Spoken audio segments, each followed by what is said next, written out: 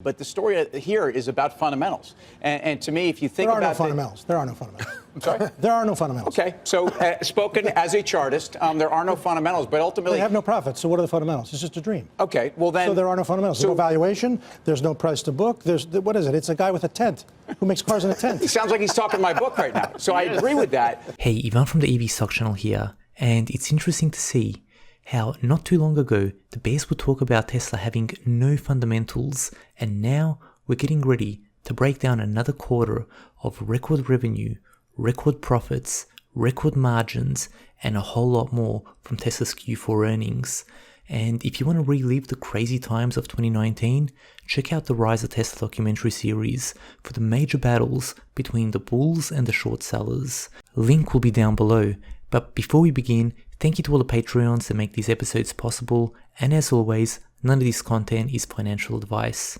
So let's begin, starting off with Tesla's stock price, which ended Q3 at $794 and finished the year at $1,056, up 32.3% from the end of Q3 to the end of Q4. As for revenue, in Q4, Tesla grew revenue by 28.2% from Q3, but remember, Tesla's stock price grew at a faster pace than revenue, which means Tesla's price to sales ratio in Q4 increased, as we can see here, to 14.9. And keep in mind, all price to sales ratios are quarterly revenue numbers multiplied by 4. And if we use the $900 price level, where Tesla's stock price has been hanging around in January and parts of February, price to sales ratio actually dropped down to 12.6. So in summary, Tesla's price to sales ratio slightly increased in Q4 due to the stock growing slightly faster than revenue, but at the $900 price level, the price to sales ratio would be the lowest in the last 5 quarters. And let me just say, each of these ratios gives us just one angle of Tesla's stock valuation and can't be relied upon on their own to come to any sort of conclusion on whether Tesla stock is undervalued, fair valued, or overvalued, but simply just to give us one angle to look at in a much more complex picture. So with that now said, let's now move on to Tesla's automotive gross margins, which came in at a record high of 29.2% excluding credits and 30.6% if you include them in. But at the end of the day, margins are increasing while credits are decreasing. So talk about a double tailwind for Tesla's profitability, increasing volumes coupled with increasing margins. Another aspect of Tesla's business that doesn't seem to get much attention is the pace that Tesla is reducing debt. I mean, it was $10.6 billion in Q3 of 2021, and in 5 quarters, it's half of that at $5.2 billion. So at this pace, Tesla could literally be debt-free by mid-next year. And as Tesla pays out less and less interest each quarter, that's just more dollars that go straight to Tesla's bottom line and further increase their profitability. Meanwhile, here's Tesla's cash on hand, and while they've been incrementally paying off their high interest debt, Tesla's cash on hand is at the second highest level in their history, finishing the year at $17.5 billion.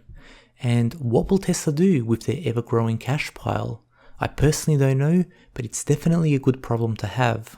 Finally, let's bring up Tesla's earnings, in which they reported $2.3 billion in profit in Q4, and unlike revenue, profit grew at a faster amount than the stock price in Q4, which means Tesla's price to earnings ratio has fallen to 113 as of the final day of Q4, meaning that Tesla stock was the best value in the previous 5 quarters.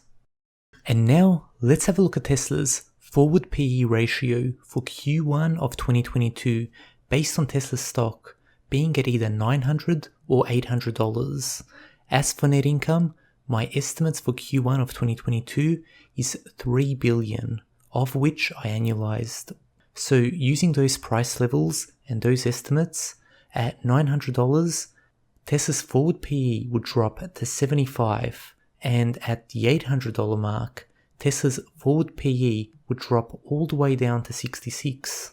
So we can see just how fast Tesla's multiples compress, where you have one quarter where Tesla stock drops while at the same time earnings continue to rise. But also remember, my estimates will be wrong. The only question is, how wrong will they be?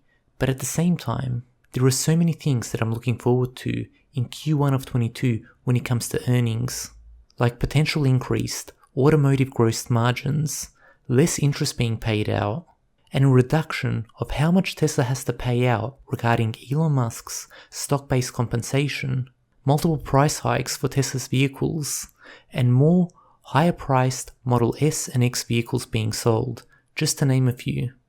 So to wrap things up, Tesla's revenue, automotive gross margins, cash on hand, and earnings are all increasing, while we're seeing Tesla's stock price decrease so far in Q1 of 2022, which sets up an interesting 2022 for Tesla's earnings and fundamentals, and also how the stock price will respond, and I look forward to updating the numbers once we get Q1 earnings.